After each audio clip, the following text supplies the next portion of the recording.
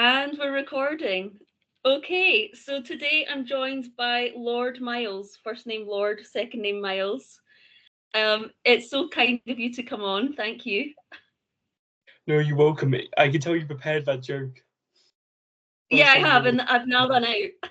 took you That was my one weeks to joke. out pondering on it. I That was know. good. So, if for anyone watching, all three of you, maybe you can go now. That's at the peak of the interview. So I'm just going to be completely transparent. When I was like trying to prepare for this interview, the more I learned about you, obviously I've been a fan for a while, but the more I tried to like Oh find dear. a coherent narrative about who you are, the more confused I was, and the more I just thought, oh my god, I'm gonna I just have no idea how to even describe you. So how would you describe yourself? Kind of retarded. Perhaps I a think tad of I think that's a common beautiful. feeling. Yes. One struggle. But I don't know, I would say the last great British explorer. Hmm. Um and some people describe me as a fed. A fed. I Yeah, they say I'm a fed. I'm actually quite well fed, but not a fed itself. But if I I go on can a see long you prepared walk, that joke. maybe I'll exactly. Maybe if I go on a long walk, I'll work it off. So am I what you're doing? Hey, I haven't done any walk halfway across the world, so I'm Hmm. not even Great British Explorer anymore. We've got a Scottish competition. So the thing is, like, someone saying I'm the last great British explorer, that could come across very cocky. But in fairness, Lord Miles really has given that title a proper shot. So tell us what I mean. You can't say everything because you've done so much, but what would be your top three adventures reeled off? Great, okay. Well, I would say Afghanistan. So I was at the fall of Kabul accidentally, and then I went back to Afghanistan 14 times Yeah. to open a gold mine and do business with the Taliban. Then that didn't go too well because I spent 8 months in Taliban prison. But I Yep. came out with Afghanistan citizenship and a free apartment because they gave me compensation as an apology. That was a great adventure. And then the other one would be going to Snake Island Yep. in Brazil. I know Mr. Beast recently did it, but guess who got the idea off? I imagine. Yeah, he must Good. be It was even in your description. Mr. Beast would never do this. You obviously riled him up. exactly. He really got annoyed. Oh, man. I just cried. I cried that night. Poured out of my hair. It's all gone. Um, but Snake Island, it was infamous. One snake per square meter in a Yep. super medieval armor, and Yeah. I'm now banned from the entirety of Brazil. And then I was at the front lines of Ukraine for a little while. Um, and then I bought a car in Poland with my friend. We drove to the front lines of Ukraine, handing out goods and stuff. And then we basically got fired at, and we just drove people out of the country. So it was Hmm. quite a road trip. It was rather fun. Lovely to get away from it all. So, have you ever been to like Benidorm, or have you done like a mini break with like a girl to like Rome or something? Have you ever done a normal holiday? Yes. I recently I went to Iceland. That was quite Yeah. nice. But then it was on a first date. So I took this girl to Iceland on a first date, and then turns out she was like straight up bipolar, schizophrenic almost, Yeah. where she was like shouting at me and going a bit crazy, and I was like, oh, this is a bit awkward. Like the Taliban would never do this to me. Um, you know, And that's a pricey first date. That's a pricey first way to find out that someone's crazy. it was really good. When we first met up, as in like we met up at a party, and we just talked at like a Chinese restaurant for a few hours, and we really clicked. And I thought, why not? I need to take off Iceland anyway. But then it suddenly turned into Sadland instead of Iceland. Yeah. I'm sorry that didn't work out for you, man. No, it's okay. We just we keep going. How do you how c- I mean, how does someone like yourself even date? Like, first of all, you're never in one place, and second of all, you're quite a niche character. Yeah, that's one way to put it. No, it's very tough to date because if you're always on the road, it's long distance, and Yeah. then as well, it's always like hey, you might die. That's kind of Yeah. it. That's inconvenient when you come for dating. I mean, rigor mortis might help some of the performance, but I don't know. It's regardless, they like the idea of adventure, but they think it's me going, oh yes, let's go to Greece for 2 weeks on me, and I'll just do that. But it never really happens, apart from Iceland, of course. But then they realize, hey, I don't want to go to Afghanistan because I'm a woman, and that would be a super romantic date. Imagine going to Afghanistan as a woman. Imagine walking through there or something. That'd be crazy. That'd be But stupid, even. that is really stupid. Whoever does that is an idiot. But like, that is quite legitimate, would you not say? Yeah, I would say so. So, here's the thing: I'm not dating anyone, and most likely I'm not gonna look for anything for a little while. So I'm gonna Mhm. date. I believe I'll be able to retire by the time I'm 29. And then from there, I'll do one adventure a year, and that adventure will be 2 or 3 months worth. So it Mhm. should work out, and then that balances out because then I can be home full time, and then I can provide some family or start a family. And that'd be nice. So, what are you, 25? 25, yeah. Hell, I say So it's 40. yeah, and you're so how are you going to retire? As in, I know that you wouldn't be too specific, but you're mad smart, right? No, definitely You not. are. Opposite, You are. opposite. I do You okay. I'm not too retarded. Like I'm doing okay. you But got a scholarship to uni, right? A good university. it was good at the time, but now it's seemingly a well, I can't go into the specifics, but when I walk on campus nowadays, because I visited the other day, because I'm leaving England, I thought to check out again. It seemed like I walked into Pakistan, and I've been in Pakistan, so I can say that.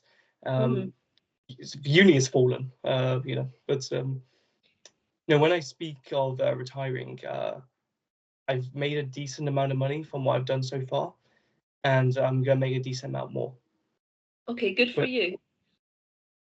How somehow.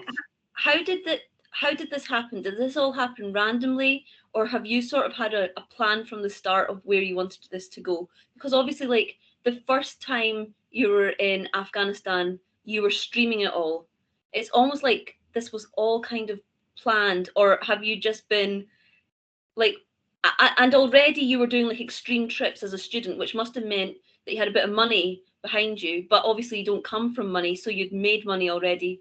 Like it seems like you've got some big grand plan for your life that's working out, or is that just what it seems like from the outside?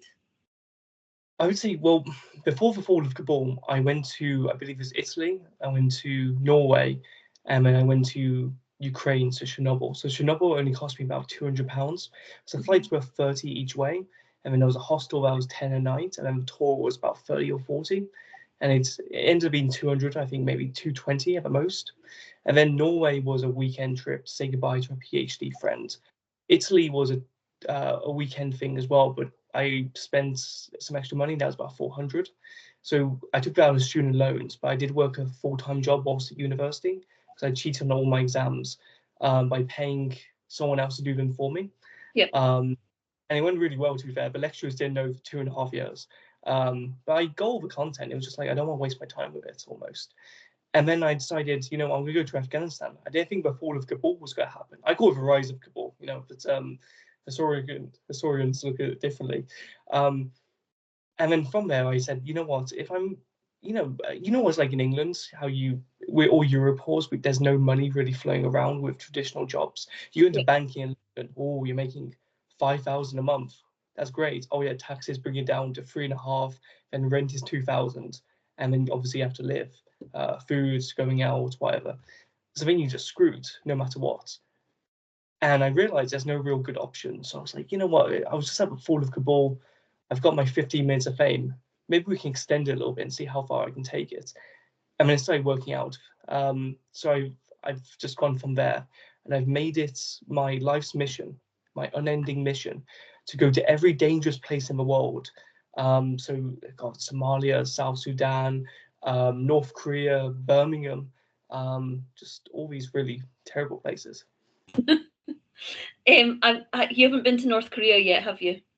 Not yet, no, but I'm speaking to some North Korean ambassadors.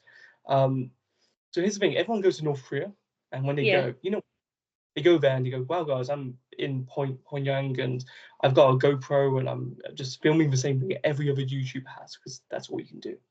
But I want to do something independent, so I'm negotiating with some North Koreans right now to hopefully not die and have my plans put forward.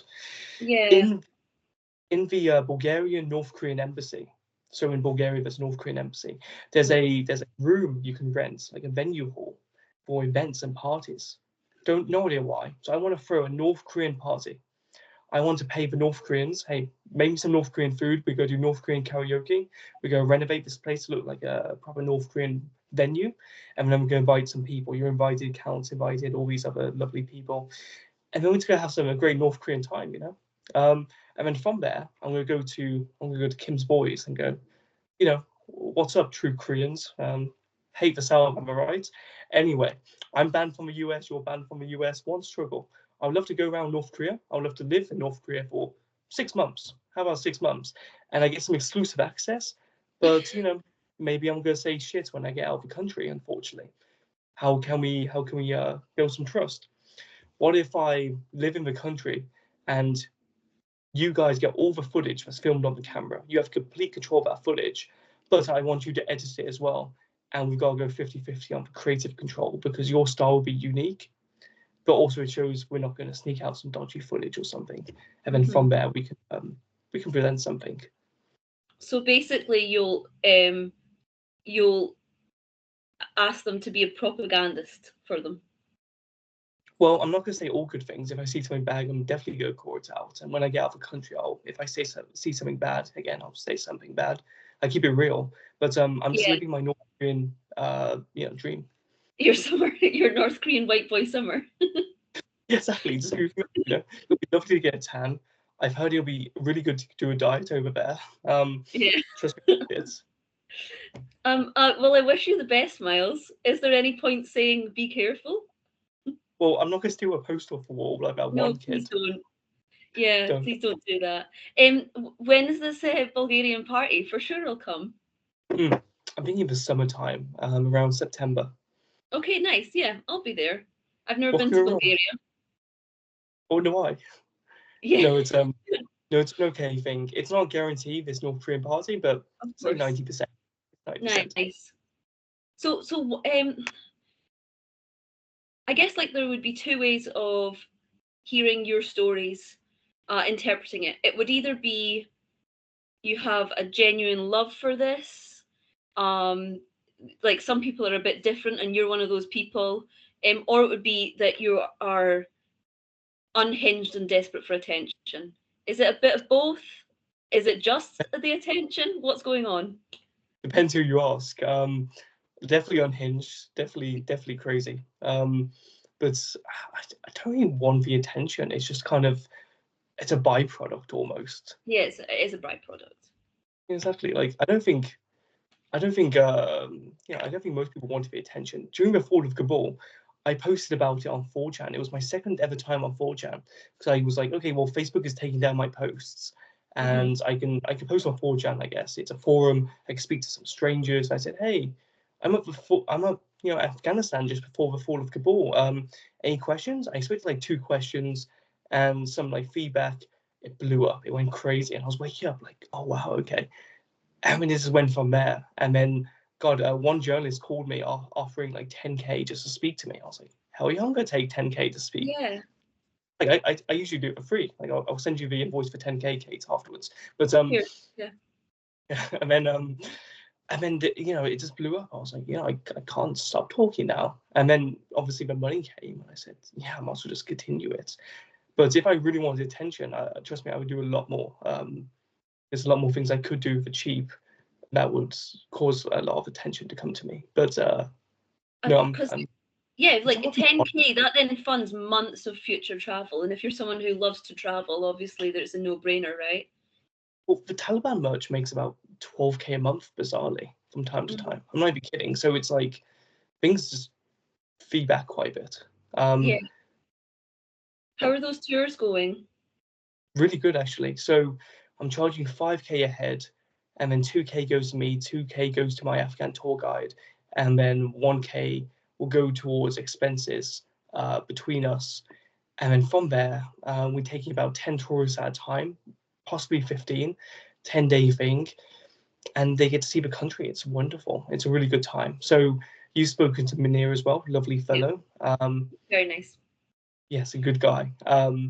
Bit crazy, but good crazy. And yeah, we could do some more tours. And you know, I'm sure nothing can ever go wrong with these tours. But I'll make people sign waivers just in case. Of And I'm sure course. they'll have a lovely funeral in Kabul if needed. Many words. Yeah. And it's not just seeing Afghanistan, it's seeing Afghanistan through Lord Miles' eyes and taking the people to maybe some unconventional places, like you take them to Bin Laden's caves and stuff, right? Yes, yes. He's not a lovely fella. He's not home at the moment, but I'm sure he'll be back any No. day. Yeah. I take him to Tora Bora, and we meet some old gentleman, the village elder. He's like, "Oh yes, 20 years ago, I played volleyball with Osama bin Laden over here, and we trained Al Qaeda over here." And everyone just is sitting there gobsmacked in a total state of stupefaction, wide-eyed, just going, "Gah, what?" And you can just have access to these places that are infamous within history. You know, special forces soldiers, Navy SEALs will speak about Tora Bora like it's some hardened, desperate corner of the world. And you just pop down. You just have a lovely holiday. You can fist bump these guys. And again, there's several other locations like that in Afghanistan. You'll see yourself, and it's just marvelous. And you can just tell these stories from time to time. It's rather fun, um, and But it like never gets. it's like this. It's just like this really really rural part of like a poor country. So under normal circumstances, it would just be a place where like people do the same thing every day, and not much seems to go on except that people are living hopefully like happy enough lives. But then that's what happened there, except that Bin Laden was also there. So it Yeah, must be a mental blend when you're talking to these people. yeah, exactly. These people have no idea about what happens. They have no idea what 9/11 was. Apparently, Osama bin Laden has turned up one day with a big bag of money and a bunch of guys and said, "Hey, wow, this place is really beautiful. You've got a great view. Hey, do you mind if I crash on the couch? Here's my..." And they were like, "What's money?" And he was like, "Oh, you can use it for goods and services."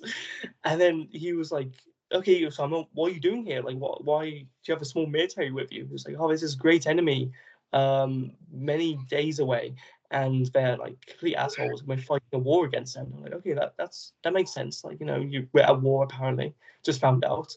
So I went to these Tora Bora villages and said, "Hey, do you know much about America?" They're like, "Oh, we heard it's the enemy." I'm like, "Oh, really? Do you know where America is?" He's like, "Yes, it's many days by horse." Oh, it's quite I'm cute. like, "So true, so But then like they've also like as in they know that, but then they also maybe have like family members that have been killed and stuff because of their war. So true." is that true? Yeah, they were in Tora Bora. They were like, one day we saw like this big bird. It looked like it was made out of metal in the sky, and we thought it was like something from the gods. And then like bombs and fire started raining down upon us, and I thought I was gonna die. And apparently it's because we went outside after sunset. Apparently his story was he was going to go for a piss, and he just went outside and they started like bombing him, thinking he's going to jump aboard into Pakistan or something dodgy was going on. And then Osama told them what drones are and what planes are, and they were like, "Oh, that's a dick move. Why are they bombing us? They haven't even spoken to us yet." So you can understand their perspective. Oh yeah, It's of like course. people on the Amazon seeing the Europeans coming. It's at least it's not boring, but But it's got nothing to do with them, and then suddenly like their children are dead or their parents are dead or whatever. Yeah, it must be completely, well, obviously devastating, but just so confusing. Yeah, yeah. I mean, it sucks to them. You know, they've never even been the capital of their own country. I took one of the elders to Kabul, and he like fainted. He genuinely fainted because he said, "Oh, I entered this restaurant, and it looks really like it looks like a modern McDonald's." And he was like, "I thought I fainted and went to heaven. All the walls are covered in gold, and we didn't have the heart to tell him it was spray paint." Um, but he was just bewildered. He was like, "Oh, this place is so bougie. It's magnificent." And Oh, it's he's like, no, it's tacky as shit. Yeah, yeah. but I mean, we had to just tell him to stop chanting Al Qaeda's the greatest or something. But like these guys are just a bit autistic at the end of the day. That's how I feel about them. But at the end of the day, they're harmless. As long as you don't come with a gun to their head, they're gonna be chill. You know, real recognizes real. and you have like a genuine love for Afghanistan, right? Like, because sometimes it's hard to tell with you, like if you're shit posting or, if you're just, you're a goofy guy, but like when you post about Afghanistan, and obviously like it's your one of your homes now, at least, like you talk about it with such genuine love. So what is that, just because you were forced to spend so much time there, or how did that relationship develop? No, I don't have that much Stockholm syndrome. I've never been to Sweden, but no, when you go there, you'll see this. You have immense amount of heat on you because it's a very hot country during the summer, and then you see this pure blue sky, and then you see these sandy mountains, and on the mountain peaks is actually snow, and there's this beautiful light blue water, and there's a certain smell to it, a certain quality, something's in the air. I don't know how to describe it. But when you go there, I mean, you fly back to, say, Glasgow, and you're like, bro, why is Afghanistan nicer in some ways? The food's real good. And it's one of those rural places where there's no real structure. No one has climbed XYZ mountain in front of you in history. And you can just really do whatever within a reason. And you discover the most As unhinged a man. things. Yeah, you meet some gentleman, and he'll say, "Yes, I used to make bombs for the CIA, but I also made bombs for ISIS as well. But now I'm in prison." And he's just some 70-year-old dude who's now I don't know, selling bread on the side of the street. And it keeps it entertaining. I generally do like the country from an entertainment standpoint, and because it's a beautiful country too, and the people are rather nice. Um, I'd prefer it was, Christian, British. I'd prefer many things in this world, but it's a unique place, and I think when you go there yourself, and if anyone watching goes, all three of you, you guys might like it. It's quite nice. And out of every tour I've done, I've brought about 60 tourists there. We messaged in group chats. I've had people independently come to me saying, I want to go back to Afghanistan because I miss it. Mm-hmm. And I'm thinking, what? And I've asked everyone, hey, do you guys miss it? Like, was it nice? And out of the 60, I think 58 said yes. And one Okay. didn't respond. And do you have women on your tour? Yes, yes. I do like women. I do like women quite a bit. So Is I there do is take. there any difference in their experience to the male experience? Yeah, I think the boys are a bit more laddish when it comes to the tours. They usually just goof off a bit too much, and women are a bit more reserved because they have this idea that Afghanistan's a bit more conservative. The girls have Yeah. common sense. And of course, you have to wear a headscarf, but they don't have to cover their faces or anything. And girls can go shooting. They've had good times. Um, the other thing is either Taliban will be very scared of you because they don't know how to interact with women, Mm-hmm. because they're true selves like that, or they like just want to interact with you because they've never seen anyone beautiful. So you have to wear a headscarf if you're female, Yeah, basically. Yeah, yeah. and then, but that aside, if you're a tourist, a female tourist, you're granted the same privileges as the men. Basically, yes. Like they understand foreigners are very different. Yeah. There's a few exceptions. So there was one lady who motorbikes around and vlogs it for YouTube, and she usually goes through Tajikistan, Russia, Turkmenistan, and she went for Afghanistan. And when she went for Afghanistan, the Taliban didn't know what to make of it. They were like, "You're motorbiking? You're riding a vehicle?" And she was like, "Yeah, yeah." And they were like, "Whoa, okay." And where are you going? She was like, "I was wherever." And he was like, "Oh, okay, fair enough." And out of genuine concern, like this wasn't even just them being offensive, it was out of a genuine concern. That's how much of a different world it is. They pulled out a can of pink spray paint and started spray painting her bike and her helmet to warn other drivers Yeah. that she was a woman. And I was just there hearing that, like I had to laugh. It's also kind of sad, but she found it funny, thankfully. And it washed off, of course, it wasn't permanent, and Yeah. she had a lovely time there. Yeah, most of them are just absolutely fine with it. As long as you're not, too revealing. It's the Yeah. Walking idea that, about bikini. yeah, it's the idea that these people have interbred so much with their cousins that it's impacted their neurophysiology quite a bit, where they actually have very little impulse control. So therefore, they have to be extra, extra modest because you've seen what's happened in England. They seem like they can't help themselves, and things just happen from there. So yeah, you have to really go top of modesty. Are you being Are you being silly, or is that true? Like the impulse control thing. That is true. When you inbreed with your cousin, studies show that impulse control grows down dramatically, and there's a pattern between people in the Islamic world and low impulse control, That's which explains crazy. because the full face covering wasn't actually overly common about 1,000 years ago, when Islam kind of was prevalent, but not everywhere. And so I think it kind of devolved a little bit, and people started inbreeding, and then they've gotten a bit more conservative with things. Yeah, Um, a yeah, bit. so again, yeah, just a tad. I can't legally say my actual opinions. We'll talk about it afterwards. But yeah, it's very different, very different. They'll Yeah. treat you, but they literally will just see someone with like the ankles out and go, "Damn, why is she Jeez. flirting?" Oh Yeah, my goodness. like And yeah, I mean, as in, it must be. I want to say this in the right way. It must be nice in this day and age, because obviously, like in the West, we're so bombarded with just pornography and such expleticism. It must be nice to be turned on by just an ankle, I suppose. But also, what a way to live! It's crazy. well, I'll give you some more information. They value white skin, so we see white skin is beautiful because if someone's in the sun all the time, it points to them like their skin's darker, it's less attractive Being to them. poorer. Yeah, exactly. So when you see light skin, it's like, oh, they're richer. They have the ability to stay in the shade. They don't have to tend fields all day. So white skin, like yours or mine, very attractive. And of course, you don't come across that in their society. Like a very small percentage are like quite pale. However, they've all are porn addicts. It's pretty funny. So in Taliban prison, I was asked to help someone set up Facebook. One of the Taliban asked me to set up a Facebook, and he didn't speak English, and it was only English on the app. So I went on the search engine, and trust me, some of their search results, they don't speak English, but they know some words to search up. And I looked at some tabs.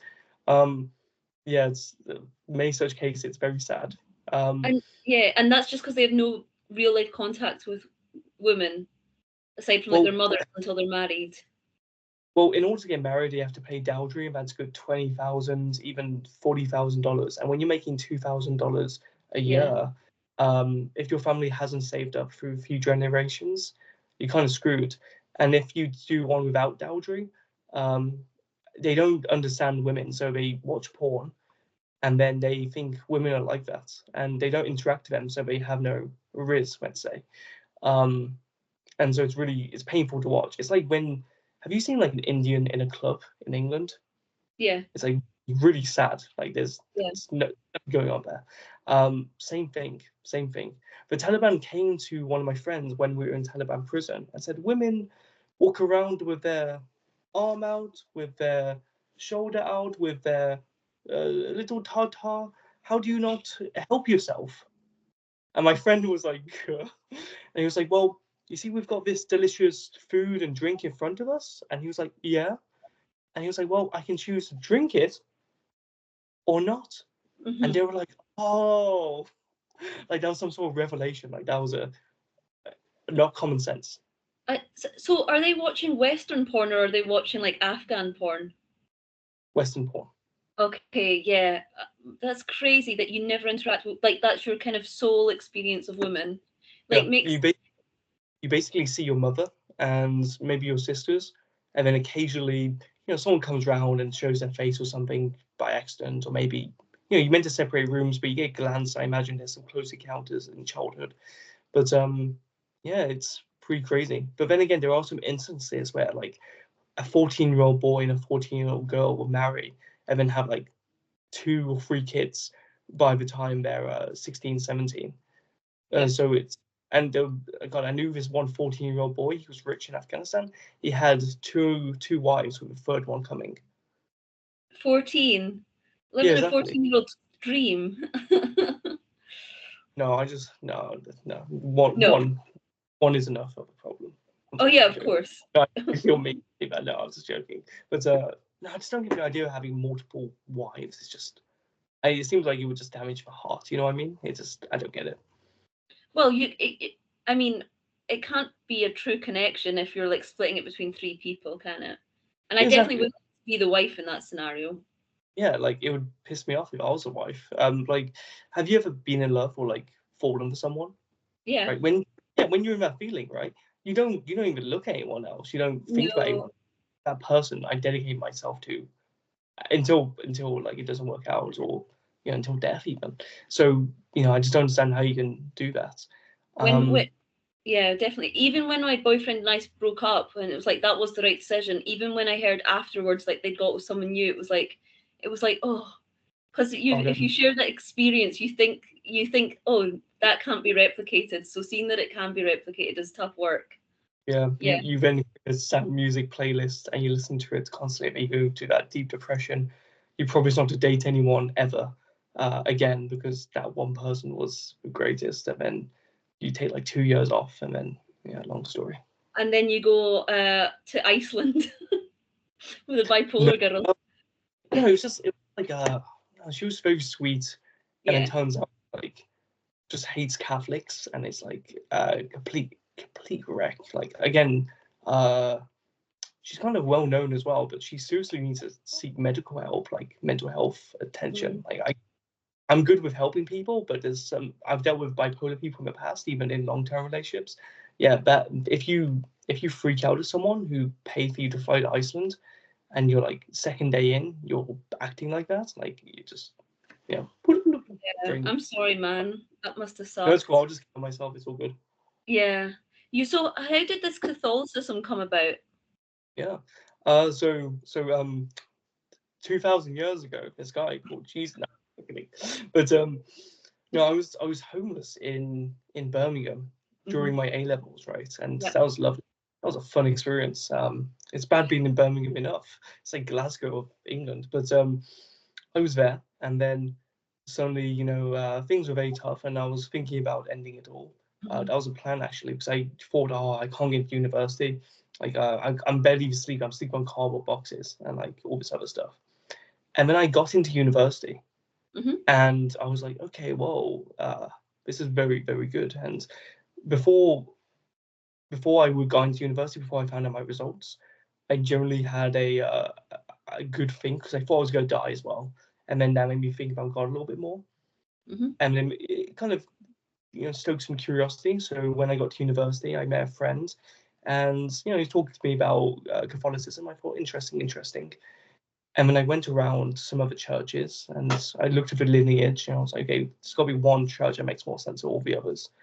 And then Catholicism goes all the way back, direct line with Jesus Christ, and it's all the others have split off from Catholicism in some way. So I think, okay, well, the pure message is a good message, and I've just grown Hmm. into it. And the church I used to go to was amazing, really good priest, really good gentleman. And I love it. It's brought me a lot of peace, and God willing, everyone in Afghanistan converts one day. I'm so happy for you that you found that stability and that higher power aged 18, 17. Is that the Yeah, age where most people are going through like a rebellious um atheist stage, actually? yeah. Good point. Did you ever go through one of those as well? So I was brought up Catholic, and then around age 6, I wouldn't even say it was rebellious, just around 15, 16, I started naturally questioning it. When I saw like the suffering in the world and stuff, and it was like, I'm not sure how I marry this with the idea of a loving God. And then around age like 23 or 4, I kind of realized, oh my goodness, like I don't know any of the answers. So it's not for me to say what exists, what doesn't. And then slowly from there, I started kind of understanding that it's quite lovely to like go through life with the idea that someone's on your side and that that's as good a theory as any. So I wouldn't say I'm no, I don't. I'm not going to say I wouldn't say I'm definitely not as religious as you. I don't take it quite literally, but I've definitely got an appreciation for it. Yeah, that's cool. That's chill. That's chill. Well, Yeah. honestly, you do have someone looking after you usually, and you do get that feeling even as an atheist, don't you? And Mhm. hopefully we're correct with this walk as well, because otherwise, well, but no, that's wholesome actually. I went through a rebellious atheist phase. I actually like became like a full redditor for like a year and a half. When was that? It was like when I was 14 or something. I was terminally online, and I would Yeah. just it was in like Unlike now. comment section. I had this one argument with like a Christian for like 5 months straight. Like 5 months straight, just constantly Mm, replying like actually or like bazinga or like yeah. uh, it was so cringe. Um I wish I could find that person and apologize or be like, haha, you won. But yeah. It is cringe, but I think it's just part of the teenage experience in general of like having to question where you're from and like trying to forge your own identity. And I think that's why like so many teenagers um become, not that there's anything wrong with being an atheist in that, like that's a completely fair enough position to have, but in terms of like having that anger against people that are religious. And obviously you see it politically as well. Like some teenagers, like whatever their parents vote, they have to vote the opposite for a while, and take everything a bit too far. But yeah, it all mellows out. It's just part of life. So Yeah, that's see, when I'm really like when I have a really good day, I don't even know who I'm talking to, but I say thank you, God. I just feel like, oh, I've been blessed. It is a blessing, right? oh yeah, yeah. Well, I don't know. You're in Scotland, so I don't know if you're having those days commonly, but no, Scotland's a it's Scotland is the world's biggest blessing, perhaps, Miles. so true. Scotland is Yeah, amazing. Yeah, Scotland's amazing. yeah. Actually, it's kind of beautiful. When I went to Scotland, Edinburgh, wonderful. I went up to the Shetlands. Would that count as Scotland? The Shetlands as well? Yeah, Yeah, that was very. I mean, it's obviously incredibly remote, and most Scottish people haven't been there. But of course, it's Scotland. Yeah. Yeah, yeah, you called Scottish people what an oxymoron, but no, honestly, I think it's a nice place. I would be really nice to buy a plot of land in the Highlands Hmm. and then just build a house and then just completely isolate myself. Not Ted K style, but just a nice little hidey ho from the rest of the world. Why were you at Shetland? I just wanted to pop down. I was like, what's up there? And I didn't know about the existence of Shetland until I Yeah. booked it. So I was looking on like locations of UK you could fly to, and I was like, what's the Shetland Islands? And I was like, wow, we haven't seen these islands before. And then I made a hike up to the most northern house in the UK, which is on one of the Shetland Islands. And I was thinking, there's a plot that's a little bit further north of the most northern house. And I was thinking, how much would it cost to build the most northern new house in the Shetlands? Because then imagine you go around to everyone and you go, oh, hi Southerners, how you doing? Oh, you live in some really posh London place? Oh, that's so sweet. Where I live? Oh, I live in the most northern home in England. Yeah. Oh, in the UK. In the Yeah. UK, You're awesome. but then you've got to actually live there. Is that where you Really, want to that's live? You you're can't gonna say, just base your life around like this would be cool to say at a party. oh, I don't know if I came across someone and it's a long term thing. Let's say I'm giving up a lot just to be with her and make her my wife. So I'll be happy. I'll be happy to live there. And to be fair, I'm kind of introverted anyway. I like to stay in one place and just keep in my room or keep in the house, sorry, and just do my thing. So easily done. Yeah, So I'll be up for that. you like Shetland? It's quite nice. Very windy though, It's very but it was windy. good feeling. It kind of ruined my hair, but honestly, yeah, it was. It blew it all away. Yeah, all my. You're so mean. You're so mean. I'm not even gonna help you in Afghanistan anymore. I'm sorry. There's nicer parts of Scotland. Like I've never been to Shetland, so that's a bit rude to say. But like, there's prettier islands, and like Shetland, it's like dark so much of the year, and their accent is crazy thick. Like Yeah, even a lot of mainland Scottish people would struggle. yeah, exactly. I've heard like the Glaswegian accent as well, and I was there hearing some old people in the pub speak this accent. I was like, if anyone in Scotland can speak English, can you help translate? Thank you. It was like I thought I needed like an interpreter for you as well. It was very concerned, Kate. No, I've got a refined Scottish accent. Yeah, I come from the Scottish English border, so my I'm accent sorry to isn't hear. that strong. No, I got very lucky. No, that's a good Like, area. yeah, I know that's a very it's safe area. I can't imagine why, but yeah, no, it's better than Birmingham to be sure. How I old are you? mean, I'm 29. No, sorry, 29. I'm not. I'm 30. You're 30. I'm Oh, 30. oh, yeah, because I promised myself when I turn 30, I'm going to call myself 29 for like a few years. That's what I'm going to do. Mm. That Oh, no, I did that, and then I thought, what's the point? Just be honest. I'm 30. I've said online that I turned 30 in January. I but I still in my mind I'm 29. Yeah, Yeah. it just kind of hurts the soul a little bit when you get older, right? Oh, it's horrible. I think Yeah, especially well, I don't know if I want to say especially, but like if you're someone who wants kids, it doesn't feel good being 30 and single, whereas being 29 and single, it's like, oh, I've got years and years. I know what you So mean. You want kids? well, I always say I want a kid, and we'll see how much I like that kid, and then we'll go from there. Yeah, I want A I poor want kid, a a kid. poor kid on trial.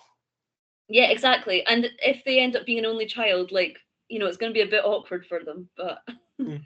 we'll know What's exactly a deal breaker? What's a deal breaker if the kid's like, what defines a good kid then? Like, what's gonna what. make you go, yeah, no more? Great question. Yeah, 'cause I mean, obviously, I say it as a joke, so I'm really hope. Maybe it wouldn't be. I'm sure you love your kid, whatever, but maybe if it just turns out you're absolutely exhausted all the time, you would love that kid, but you think, okay, well, this is a sign one's enough. Yeah, good point. I don't know. It's like I think the husband should make it like a lot easier though. You know what I mean? But if Hopefully, it's not that yeah. goes waiting, yeah, she's gonna be very tired, unfortunately. But no, I think it's really good. When I have a kid, 6 months, he's getting an iPad with Coco Melon, and he's gonna watch that. He's gonna be addicted. No, nothing else is entertainment. 8 hours a day. Cocomelon. I teach English in Hong Kong, so Cocomelon is like my Your poor students. yeah. Imagine they've watched English, they've learned in Hong Kong school, and then suddenly I come in with this accent, and they're like, "What the fuck is she saying?" They do struggle with my R's a wee bit. Whatever. Okay, Lord Miles, please tell me what you're wearing. Oh, this, yeah, I almost forgot. Yeah. Um, so I got this in Jordan, in the mountains of Jordan. I got it custom made. It's a shepherd coat. So Right. shepherds, sandstorms come in, or very bad temperatures of like -20, sometimes even -25, come into Jordan. They have these, and these are lined with about eight sheep worth of wool. It's pretty Yeah. fluffy, It pretty nice. looks It weighs 12 you're kilograms. A yeah, little it bit looks heavy. too hot. No, honestly, it's just maybe it's not high enough. Maybe I add an extra coat on. Maybe I have another one over this. But um, I'm basically not in my place. I'm in a studio, and I was doing a photo shoot, and I kind of forgot to bring my own clothes. So I just took this off, had a suit underneath, and so I wanted to take photos to list these online to sell. And yeah, I just didn't have time to change. But then I thought, actually, it might just work. Maybe But maybe I but get your seal of approval, Kate. but why can't you just wear the suit? Why are you what are you I don't understand. I still don't understand. Oh, it's cold in here. They haven't turned on the heating. Yeah, Okay. he's sitting laughing at me. Yeah, so he just wanted the corner. But you fix your studio, make it warmer. And Cheap and bastard. Right. why have you got a photo shoot? You see this coat here? Someone offered me like $1,000 for it, and it cost me about $250 to get. I got it for free, but $250, that's $750 profit each coat. And people have offered a little bit more as well. Don't know how serious it was, but that guy that offered 1,000 bought it. Um, so I'm going to do a photo shoot of this and then stick it on my store and then sell them in volume. And I've made contact with the biggest weapons dealer in Jordan. So we're gonna, and its entire house has like the exterior is like has bullets stuck on the walls and stuff, like still live rounds, and like the gazebo is one giant bullet. Like it's really autistic. It's like a multi-million-pound house, but it's super tacky. And the guy inside, you know how he started his business? His property got hit by an asteroid, and he sold it for like half a mil. Right. And yeah, like if you Google the guy, I can't remember his name, but if you Google it, it was genuine. Like he was big. He's big Google in Jordan. asteroid 500,000. Definitely, like I just do, lucky guy. I thought buying a lottery ticket would do really well, but the guy got an asteroid to his head. But so when I make a video on this Jordan weapons dealer, it's gonna get a decent amount of views, and then I'll advertise this and wear this, and then people go, where can I get that coat? And I'll sell this one, and yeah. Sick. So And you sell Taliban merch. Yeah. Do you want to see? Yeah. Do you want to see the numbers? Yeah, okay. Okay. Give me 20 seconds of your Okay. laptop. But you have to drive it home, right? You can't fly it home. No, I send it to a warehouse in the US and they ship it out automatically for me. Oh, okay. Because I But remember there was a time I saw like some YouTube video where you were talking about driving the stuff home or something. oh yeah, that was another thing that happened. That was quite fun. Yeah. So that was the first time I stocked a decent amount of merch, and it went pretty well. I smuggled it into Pakistan, but now I've got all the licenses to fly to Dubai, but I still have to go through normal airports, right? So every time I go to Kabul airport, they open up my bag, and it's like 500 Taliban flags packed in, 35 kilograms worth, and I just go, "Hey, Afghanistan, good," and they're like, "Okay, go on, sir," and it's very bizarre. Yeah, this is in 1 year. If you can see the numbers, is it blurring? I think it's blurring 13, it. 130 grand. Yeah, and I can. You probably think it's fake, but I'll just click refresh. Is that refresh? Is that F5? Did that refresh? It's gone down so much. Oh, that's the 30-day thing. I've Ah, uploaded okay, in. Yeah, okay. I'll try to do So this reverse. you Let's see. from just buy There and you you go. just buy this stuff like at the markets and stuff. Yeah, and this is this. There you go. That's all Yeah, time. So 1 year. So 30 very days good. was 4 grand. Yeah, I need to up the numbers, but yeah, it's been I good. don't think you do. I think that's pretty good. It's a good start, and that's tax free as well. That's after expense and everything. And then Mhm, after that, I sold some more clothing as well. I made a few mhm, grand, and then YouTube and X ad revenue is quite good. mhm. That's a few grand. And then what else? One documentary deal that's in the works. I sold some one-off antiques to some private collectors, which went quite well. So next month, I'm exporting Osama bin Laden's pickup truck from Tora Bora. So I think that's going to sell for like a decent chunk of change, to put it lightly. That's gonna sell. Like I don't know who to, but the person that buys that is gonna buy it for a lot. Sultan of Yeah. Brunei. So I've got in contact with a Sultan of Brunei's son's classmate, and apparently the Sultan's interested in buying it, and he spent $5 billion on his car collection, biggest in the world, and each car on average in that collection goes for 750K. He's Oh, purchased. dude, I'm so So hopefully, annoyed that I teach English I for can a afford a living. toupee or something. That's crazy. I mean, I respect you so much. I don't quite understand you, but I respect you so Yeah, much. I don't understand me either. Yeah, it's all Like good. how you've like navigated life and just like done it completely on your own terms is crazy. And obviously, like you're completely self-taught because you didn't come from a family that taught you any of this. You just figured it out by yourself. It's Yeah, it's mental. It's kind of hard to get taught this stuff. Like I'm just kind of making it up as I go, and somehow it's working. Um, I've got some educated guesses, but I don't know. I've been dealt with lucky hands, and I'm just constantly throwing something at the wall to see what sticks. If that makes sense. yeah, Um, and there's good options out there, and I think if you just specialize in a certain country, you can go quite far there. yeah. I like what your 20s are about is about like trial and error. So I totally respect that. It's just that you take it to such an extreme. Like for most people, it's like, oh, I worked in a bar for 6 months. It wasn't for me, but at least I've learned that bar work's not for me. Like you've learned maybe that being on the front right lines of Ukraine isn't for you. It's just slightly Well, different. it, yeah, I wanted to join the war. It was a jolly good war, but they just weren't up for us. They were like, you have to Yeah. apply England. I'm like, you used to be able to like join any war and just pick up a gun, but nowadays you have to go through mental health evaluations. Like I'm insane or something crazy. But no, honestly, I think it's just I think I'm not crazy enough. I think I'm just getting started. There's a lot more places I want to pick up upon, and it should be good. And I think as well, have you ever been to a crazy country before, or is this walk your first time? Um, I don't think I would. Well, obviously we're on. My crazy experiences are nothing like yours, but No, no. Oh, I've been to Mauritania. Mauritania. That is crazy. I haven't been to Mauritania. Yeah, What? Tell me. it was amazing. You would love it. So you're going to the Sahara this month, right? Yes, yes.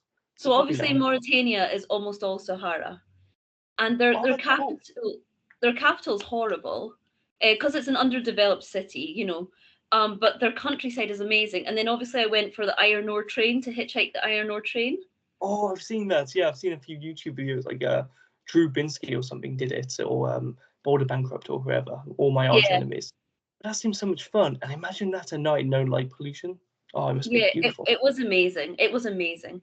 Like you're on it for ages, so the novelty wears off like a bit, like in like the 15th hour. But when you're just lying on this coal and like you're hiding from the police, and up above you is the stars, and like you've traveled so far to get that far, it is amazing. It's definitely in my top 5 experiences. Well, it beats trains in England, and they're free as well. So you know. Yeah, it does beat trains in England. Yeah, I mean, Yeah, was it some guy with a Mauritanian train playing rap music and then trying to avoid the ticket guy or something? Like, was it someone like sticking their feet up on the seats? Like, it's exactly Mauritanian trains rule. Need to be taught East Midlands Railway, and yeah. That's an adventure that you should definitely do because like obviously it's becoming quite well known now, but it is just genuinely an amazing experience. I feel Yeah, like and plus you have to Mauritania build is a crazy country as well. Like they were the last country to criminalize slavery, and they still in like some parts of rural Mauritania like force feed their women because they like fat women. I mean, obviously this yeah, is all horrible, but that's like it is interesting. Yeah. yeah. Yeah. So I guess I think I it's lived in Greenland as well, in Greenland. only for a summer, but that was cool. Oh, yeah, do you have a summer? Wow, okay, fair enough. And Yeah. why did you do that? Were you looking for greener pastures? No pun intended. I was working in a 2 Michelin star restaurant, and Amazing. there's one in Greenland. Yeah, so it was good So you're fun. like you're like cooking, you're serving. What were you doing? I was front of house. Yeah, I was serving. Yeah, Oh, that's good. That's it good. So was you got good. like you got free food basically from a 2 Michelin star restaurant in Greenland. Oh yeah, the food is amazing, and Mm. Greenland is amazing. The people are so kind. They're all they're all hugely problematic alcoholics because there's nothing to do there. One Um, struggle with Scottish, yeah. but that aside, it was a really good experience. Yeah, but yeah, but I feel like my adventures have just begun. Although I'm also like you, I feel like the point of life is to kind of do some big adventures, but then for that to accumulate and for you then to like feed it to the next generation and kind of maybe have a calmer life after that, right? Yeah, I think so. I mean, I would want to do one adventure a year and just tick them off. And plus, after one super big adventure, you can't really top it if that makes sense. So you kind of Mhm. just that's as far as it's gonna get.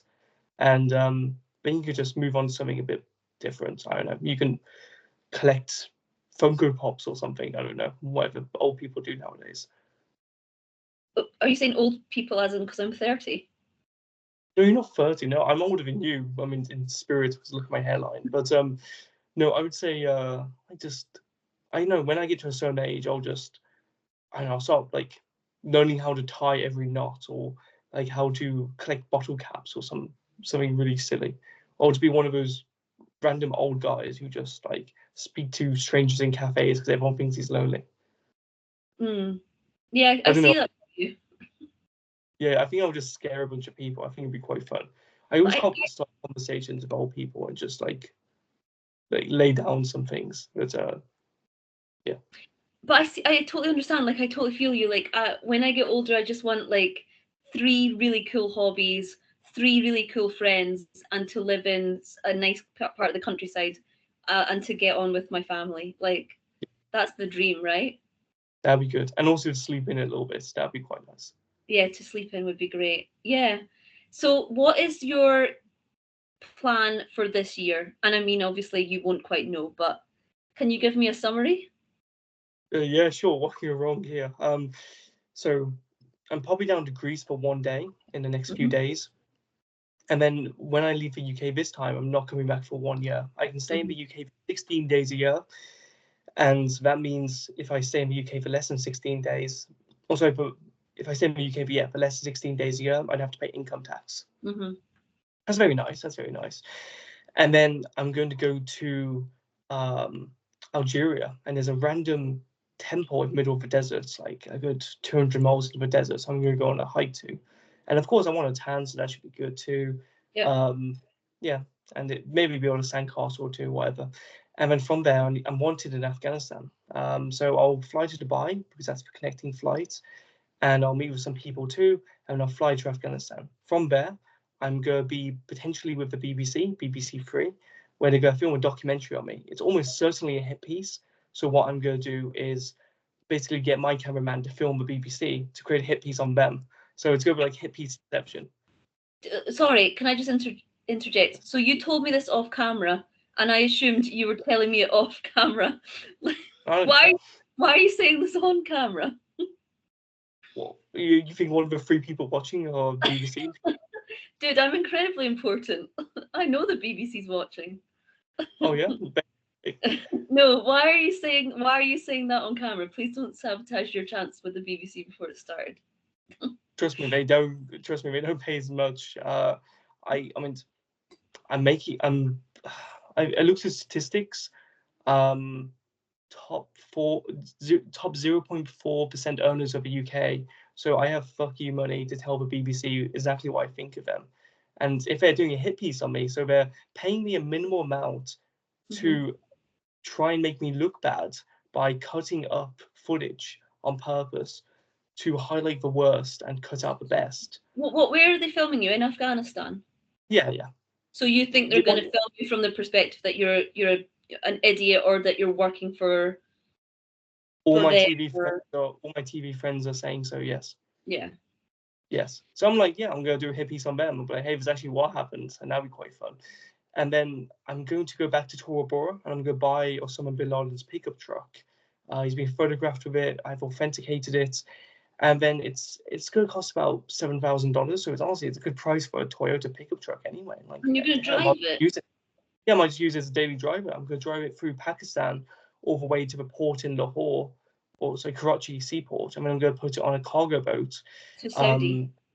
It's like Saudi or Europe or something like that. And then from there, I'm going to stick in a garage. I'm going to make this video, and then I'm going to ask for some offers, and then highest offer wins. I've got some interest already, but I wouldn't accept anything below 200k, to put it lightly. And then so I could buy a 2-bedroom flat in Liverpool. Wonderful. And then what else? Yeah, I'm gonna go back to Afghanistan, and I've got some. So I'm starting a gold mine in Afghanistan. I've got funding for it, but I'm taking some people there to basically show them, hey, this is the site and this is what we're gonna do. And we've got one geologist with us. He's a Russian oligarch's son, lovely fellow. Having a call with him on Friday, and he wants to basically go there himself with a few other people, a few experts or whatever, and use some fancy machinery just to double check there is gold there. Personally, I just look and go, yeah, that's gold. But, yeah, maybe he's blind, I don't know. But and then from there, hopefully we get an investment for the gold. We've got an agreement. I get a certain amount of money, and I'll get, I think it's like 18% of the company, plus obviously royalties and all this other stuff, because they're putting the financing in. So it's a very standard deal, unfortunately. You're gonna have like workers with a union and stuff, right? You're not sending little kids down those mines. No, straight slave labor straight away. Honestly, we might not even pay them. Chains. Okay. Next. Contact the British Foreign Office. We might just use all women for women's rights. Yeah. Do you know what? I agree with the BBC hit piece. What are you doing?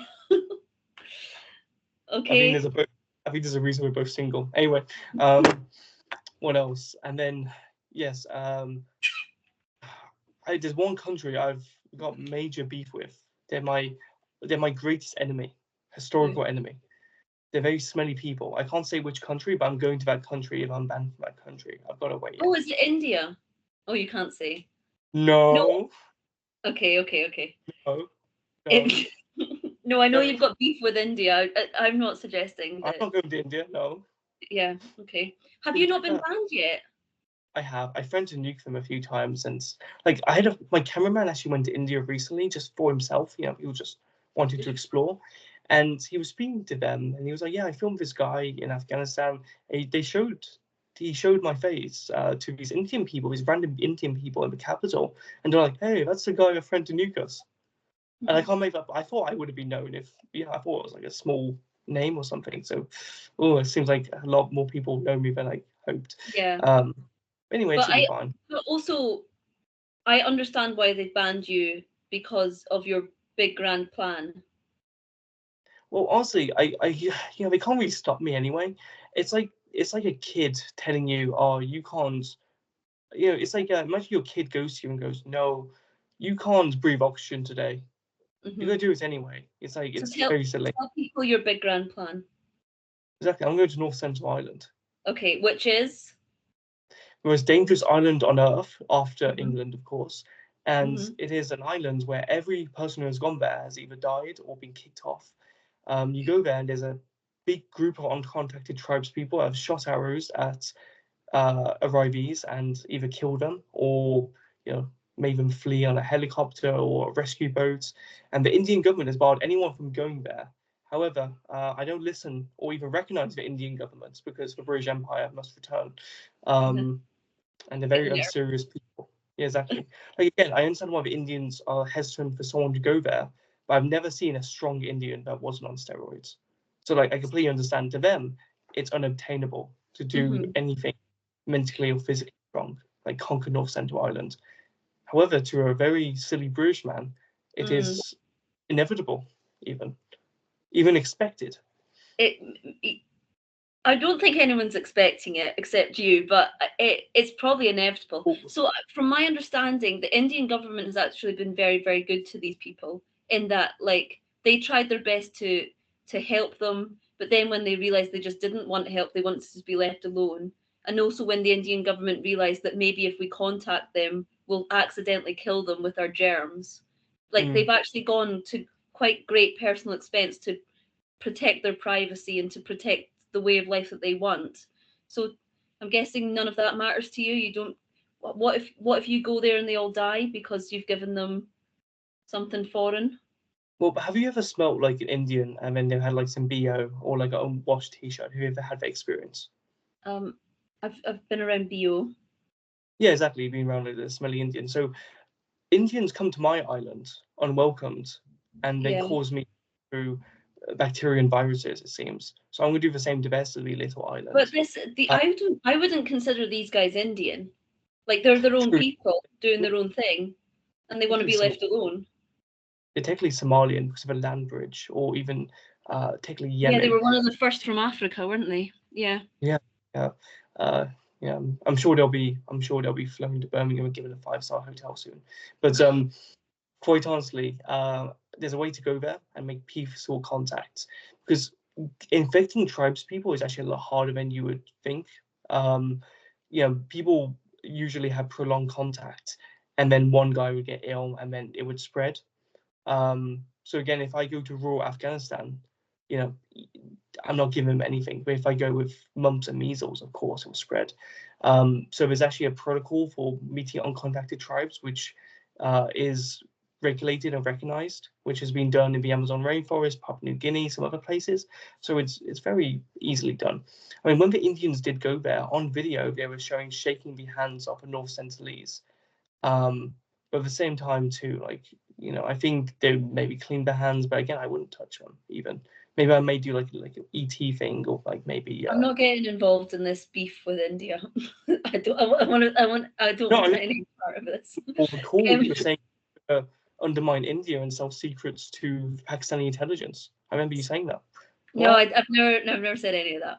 So, Oh, from my understanding, your best bet is to be female because they're nicer yes, to women, aren't they? yes, Like they because see if them a as less woman threatening. Exactly. If a woman goes to North Central Island, they're very tribal. So we see a woman as a non-aggressor, as a not an invading force. So when Mhm. they went with some women, the tribespeople pulled the bows and arrows back, and the other women kind of put their hands down. The village elders pushed the warriors' bows down and said, "Look, there's a woman." Basically, that was documented on video. So I'm gonna have to find maybe a blow-up doll or something, or maybe like I'll have to put on a wig. I'll become Miley. Uh, you Yeah, know, put on a wig. He's like, I might have to dye the hair blonde, you know, or something, or maybe have like a little push-up bra. I've got the ass for it, but I just don't think the North Central Leagues will fall for that. But honestly, suit of medieval armor. Fun fact: did you know tribal people that haven't invented fire yet cannot penetrate steel armor with little bows and arrows? And Makes sense. let's say they come up to me and try and pull out some, you know, they pull off my thing or try to like hit me with sticks or rocks or whatever. Pepper spray to the face. So I think, I mean, like I'm just talking practically. I'm not talking ethically. Armor's great in that a bow and arrow can't penetrate it, but if there's like, I don't even know how many of them are on the island. If there's like 300 of them and there's one of you, you're still going to lose. Or are you Mm. just talking about being from the boat? It's estimated that there's anywhere between 50 and 300 or 250 or something. But I would go on the island. I would have a flamethrower. I would flamethrower in the sky. I would also have a Right. drone. I would have a drone who'll do like a little funny light show. I don't know, I get confetti, bang, bang. And let's say, most of the time when you actually do go on this island, as shown on video and in British accounts, you know, they usually run into the tree line, they observe a little bit. I'm going to go on full peaceful intentions. I'm going to go on there. I'm going to do a show to show I'm powerful, you know, because I have TikTok and I don't know, iPhone, and you know, Yeah, they value all that. Yeah. exactly Yeah. that's what we When you value. see your followers. Yeah. Exactly. Like that's they actually follow me right now. Hmm. But they want to be two people watching. But now I'm gonna throw them a bunch of coconuts. To them, coconuts are like crack because it's sugary, it's sweet. It's the only sweet thing on the island, but it doesn't grow natively. It actually goes from South Central Islands and also the other Andaman Islands. It goes in the water and then it swims over there. Then they find the coconut. They're very happy. So I'm gonna become the coconut man. I'm gonna be like, you know what? Here's my cocoa nuts, and I'll just go. Here they are. Here's a bag. Here's a bag, guys. And I'm gonna throw it to them, and I'll be like, you know, it's a gift. And I'm gonna reach my hand out. I'm gonna reach my hand out and see what I can do from there. There's a certain way you can contact these people. It's been again done in Papua New Guinea. How you meant to approach these people, create a dialect. You're not meant to show them mirrors or technology in general because they think you're a wizard. Everyone has this kind of superstition in primitive societies. They've got their own like idea of dark magic, you know, creatures in the dark type of thing. So I would try and reach out. I would have a compound bow of my own, and they would understand that we are somewhat common because we both have the same technology, because I'll recognize a bow. But I'll trade my cheap $100 Amazon bow with one of theirs. Okay. So that'll go on eBay. That'll go on eBay. So I could finally afford a hair transplant, I guess. And then from there, I'm just gonna go into the center of the island and film it. I'm gonna have a GoPro strapped to me, and I'm gonna go into the center of the island and document it all. My only concern is the Indian Navy. Yeah. Um, They're Also, thorough. I'm glad Indians have a navy though, because it means they get to go in the water and wash. Very good. But I'm not saying. I would I would go into the Indian Navy, and I know their troop movements, their ship movements, because I've got a friend who works in a satellite company, and he sends me satellite images of the Indian Navy's movements, and it's actually very, very routine. Like they are not very good But with their. why are you saying this? Why are you saying this online if this is your plan? Why do Well, you play all your cards? am I be going to North Central in 10 years? I don't know. It might Shouldn't be you be that one-off trip I talked about. It might be tomorrow. I don't know. Okay. I mean, your plans have worked so far, so who am I to decide what you? And do you think, I mean, again, they've got most of their ships out on the waters. Do you think Mhm. they're going to do a whole blockade? No, those ships are needed elsewhere for other ventures too. So they just Mhm. don't have the capacity to stop me, and they simply cannot and will not. And let's say something goes terribly wrong, and they do stop me, and I'm on the island, and they say, "Oh, okay, Miles, come back onto your boat and come out, and we'll arrest you." I'm not going to Indian jail. Trust me. I'm staying on North Central Island. Mhm. It'll be fine. I can figure And what? something stuff. And then what's the end goal? Is it that you've just said you've done it and like you've become the last great British explorer, or It's is even it then it's why? Why? it's crazy. So no one's done it. That's the one thing. Yeah. You can't be up and go off and survive, right? The other thing is no one's documented their language at all. No one's got an audio recording of their language. So that'd be very good for science. It'd be very interesting. The other thing is to convert them to Catholicism. Very simple. Very simple. Easy. No, leave them alone. No, absolutely not. Absolutely not. I'm morally obligated.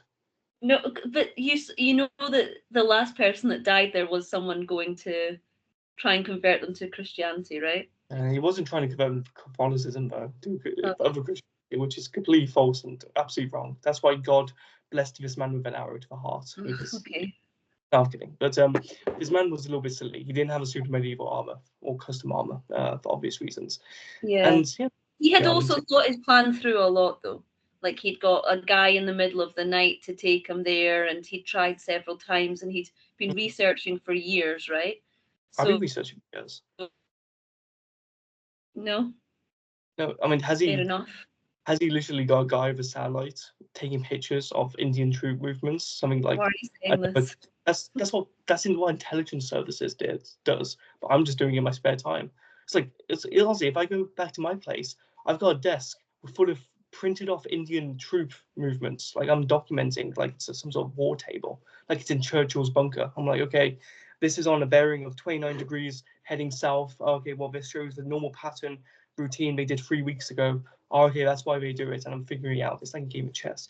But when I go to the island, I'm gonna go to the center of the island. No one's ever filmed it or documented it, apart from a bridge where they came there back in the day during the good times. So again, the bridge gave them a bunch of gifts, a bunch of diamonds, gold, jewelry.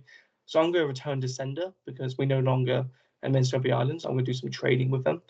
I'm going to document, their language, their culture, their level of technology, their level of understanding. I'm going to set up a Starlink, a solar panel, and a camera. And I'm going to set up a Twitch live stream. So when I leave, you pay $5. You can yell racial slurs at these people and Oh, film them. bro. So if anyone's watching who doesn't know who Lord Miles is and they've made it this far, which is incredibly unlikely, I know this sounds like he's not going to do it, but you've been talking about this for years, and some of the things you've done already is ridiculous. Like I do believe that in a few years we're going to hear about this story one way or another, either that it went well or that it went horribly wrong. Even if it But goes, I think it'll be kind of funny. I mean, what are we going to do? Arrest me on the island? Think about it. Um, so when you do this, you will be like an international criminal, right? Like first you've got to then get out via India, and India is not going to like you. But then no, also like the waters. No.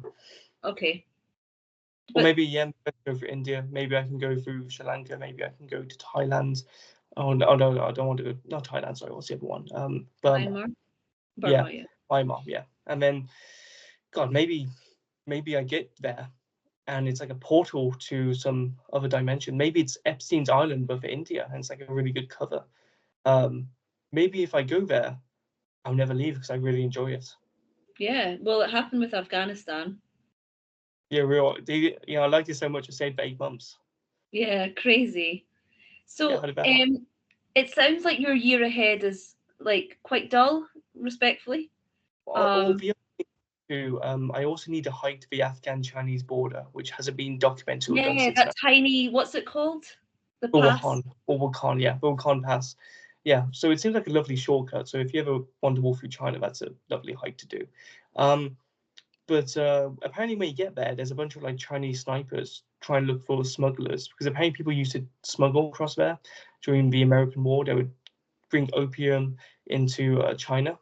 But Like, isn't it where all of China's opium comes from, basically? That yeah, little basically, path. yeah. Yeah.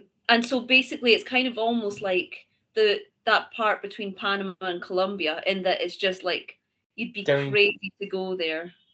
I'm yeah, sure definitely. you've been, but Well, last time I was actually going to go there, and I made it like 20 miles in when I got a call on the satellite phone, and it was the head of foreign intelligence and of the Taliban, like it's GDI, which is like their MI6 CIA equivalent. So I go, I'm going like Shalom, and he's like, "Hey Miles, you need to get out of there." And I'm like, "Why? No, it's a lovely holiday. Don't pray on my downfall." And he goes, in all seriousness aside, all jokes aside, he says, "Oh, yeah, Miles, there's ISIS on the other side, on the Tajikistan border. We see they're crossing in. We're sending troops in. Do you mind if you get out? Like, ISIS are about to attack you. You're under attack, Miles." I'm like, okay. So we head out and then we see like 20 trucks rolling in full of troops and like machine guns. And then apparently, like, there was a huge fight there. And I got really mad at ISIS, like ruining my holiday. It's really inconsiderate of them. I do believe ISIS and I have a mutual understanding. That might be You've the heard worst thing ISIS has ever done. exactly. It really is. It really is. Honestly, when I heard about this, I was like, you know what? The international community is not good like ISIS. Um, ISIS and I have a mutual understanding. They won't mess with me. I won't destroy them. But look at ISIS territory now compared to back in the day. Yeah. Most totally. But no, I Please then don't I start went beef with to ISIS. exactly. Then I called back after one night. I called back the head of foreign intelligence. We're now in a town or village, and I go, listen, just give me a few guards, give me a weapon myself.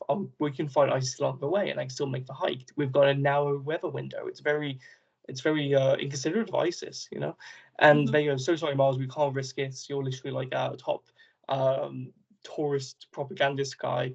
Please, it will cripple the entire industry if you die. And I go, fair enough, good point. So then I go, okay, well, I can't go now. In like a few months, it's going to be -20. No one can make it there during these temperatures.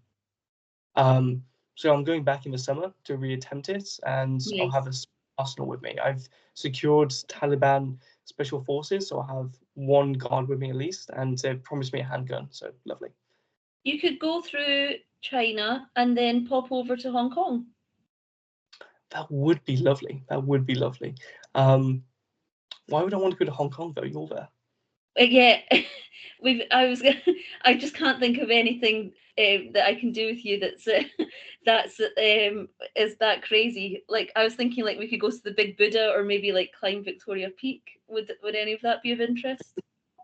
No, I did want to go to China. So one of my plans is, and this is just kind of out there, but there's this one man, I believe he's in Shanghai airport or one of the international airports. There's a man who left his family 10 or 8 years ago. 8 years ago, he left his family 8 years ago because he just wanted to like relax and he wanted his wife to stop nagging. And he just started living in the airport, and then he just dances in exchange for cigarettes and beer. He's been there 8 years. And I And think he could leave any time, but he just doesn't. any time. Like he gets kicked out occasionally, he just walks back in, and people are like, "Oh, just keep him around. He's kind of harmless." He gets really drunk though. Oh yeah, he would But do it's like that's when if we he's kick him being out. paid in beer. Yeah, basically, he just lives off beer and cigarettes and like vending machine food. So I want to find this man and I just film him a little bit. I think it'd be interesting to get a story. Maybe if he wants some help, we can do a GoFundMe for him. If he's just wants to vibe as well, I'll bum him a cig. I don't smoke myself, but I don't know. This guy's doing it in style. I might start. Well, I'm glad that when you're offered the chance to come to China to visit me, you choose a homeless guy dancing for beer instead. Wait, you're not the same person. Very good. I'm wondering what should I title this video, because I really don't know what just happened for the past hour. Insane autistic man speaks truth nukes. No, I'm joking. What do you want me to title it? And as long as I don't like the word retard. I'm not using that word. I know okay. it just did, but you know what I mean. I wouldn't be saying that. Like it either. Just say insane autistic man. Just something like that. Just something that's absurd as a title. That would get a lot Insane of clicks. autistic man, something like that. Yeah, I think that'd be good. Okay. Yeah, why not? Insane autistic man tells me his silly plans. Breaks down on camera. Yeah, that would be cool. Well, this is a crash out for sure. I was going to say, you're listening to this raising one eyebrow, like, good, okay. No, because I'm thinking about it from the perspective of someone who doesn't know you. Like, as in, because when I say know you, I obviously don't, but as in someone who watches your content, I know that what you're saying is actually true. Whereas if you're just hearing this, like, it sounds like someone going through an episode. Real. I mean, here's the thing too. Sometimes I have like a folder on my phone just to show people what I'm saying is true, like a slideshow. Oh yeah, then I did that. Oh yeah, here's some proof to make sure you think I'm not like a schizophrenic idiot. Like, and to be fair, it makes dating very hard or making new friends very hard because I usually don't like speaking about myself. I do that on podcasts. That's the whole point, of course. But when I'm with complete strangers or new people, that's the same word actually. Damn it. If I'm just with strangers or friends, they're just like, oh, how you doing, Miles? Oh yeah, really good. And I get into them and I let them talk for like 30 minutes or whatever, and it's really interesting to me. And they go, hey Miles, what are you up to? I'm like, oh, not much. And you gotta keep yourself a little bit interesting, because Yeah. then you have no to speak about otherwise. But then if someone knows you, like a few of my friends do, if I go to church and then suddenly, I got this old couple, they watch me on Lotus Eat, it's really sweet. But if someone new comes for church, especially if it's a girl, they're trying to get me married. They go, oh, do you know it's guys friends with the Taliban? I'm like, Yeah. because women's rights and Taliban, they don't go exactly hand in hand. And if a woman No. hears that, it's red flag to put it lightly. Who would have thought? But yeah, it's kind of tough. And I go to people, go, hey, how was your holiday? I heard you went to Cambodia. I'd love to go to Cambodia. Oh, it's nothing compared to what you've done, Lord Mars. Nothing compared to what you've done. Oh wow, you've done this stuff. Hey, have you heard, guys? Miles, tell the story. 8th time, do it. I'm like, okay, sure. Yeah. On a much smaller level, I've been lucky enough to experience an interesting life as well. And I think as well, like you don't want you want everyone to feel, I'm trying to say this in the right way, because you never want to tell a story that then makes someone say that they can't tell their story, because like, oh, if you, whatever you've done with your life that you're proud of, you should be proud of it. And I don't want to like steamroll it by saying, oh, okay, cool, you went to Paris for the weekend, well, I lived in Greenland for the summer. You know what I mean? There's a way you have to talk to people that it's like having social skills basically, but I can't articulate Yeah, that's a great social skill. No, it. it's really tough, but it creates a weird dynamic, does it not? Yeah. Um, even with your travels too, people go, "Wow, you lived abroad and you Yeah. went to you went to Mauritania and you went on a train full of like coal and you're avoiding police. Are you a fugitive? Or Interpol after you? Can you go back? Why did you do that? What's the point? Are you okay? Are you okay?" And they just don't get it. There's some sort of mental disconnect. Again, their brain whoosh whoosh whoosh somewhere else. It's bizarre. And it makes things kind of tough sometimes, of course. But then you start getting into your own circles where you just deal with these people uh, by themselves. I mean, Yeah, definitely. Okay. Well, I'm glad you've got an exciting year ahead. I'm so stoked for you, dude. I'm really it was excited. wrong. It would be really funny if I just die in Algeria, or Um, I won't be laughing. I'm sure someone will. who come to my funeral then. But no, I think you'll be fine. Nah, I think it's gonna be good. I'm stoked for you too. This walk, it's gonna be monumental. You're gonna be. I guarantee if you document it like you are planning to do, you could get so much attention. You're gonna be, social media is gonna do quite well. You're gonna be on TV. You'll be on radio as well. Um, God, you will have some very interesting stories. You'll have Well, some free up. I'm doing it for the stories for sure, like for the memories, and also I want to give back to my local community, like in Dumfries and Galloway, um, and because I've actually, yeah, they're good people there, and it's it's not one of the richer parts of Scotland. That would be nice, yeah. So I've got 6 months to figure it out, and do you know what? People do.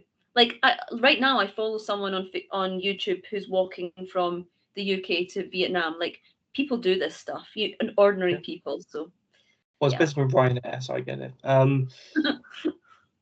But yeah, honestly, yeah, walking's free, food's cheap. You can probably work remotely even. Some stuff you just figure out as you go. Visas you can do online mostly. yeah. You can get clothes washed. I mean, people walk to Europe all the I time, it should seems. So probably wash my clothes at some point on the walk. Yeah. I don't have to. I don't have to. But preferably, yeah. But before that, I'm going to see you for your party in Bulgaria at the I North hope so. Korean embassy. I hope so. That'd be Mm, excellent. I'm that'd still in be sick. negotiations, a little bit hesitant, but I think it's going quite well. I think it's going well. It's getting better. So I'll have a great North Korean time. Nice. Any final message? Live, love, laugh, and I don't know. Follow your Yeah. YouTube. Oh yeah. For the two people watching, my YouTube is Lord Miles.